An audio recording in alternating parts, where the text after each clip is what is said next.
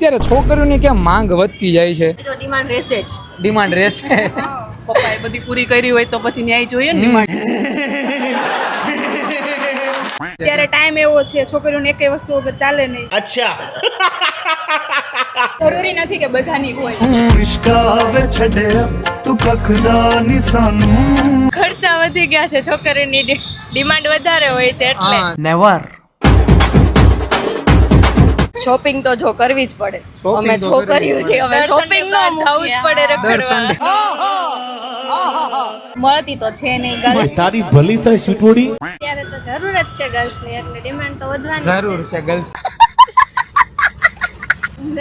અત્યારે તો કઈ નથી. અત્યારે કાંઈ ફ્યુચરમાં થશે અમને. હા ફ્યુચરમાં જરૂર થશે.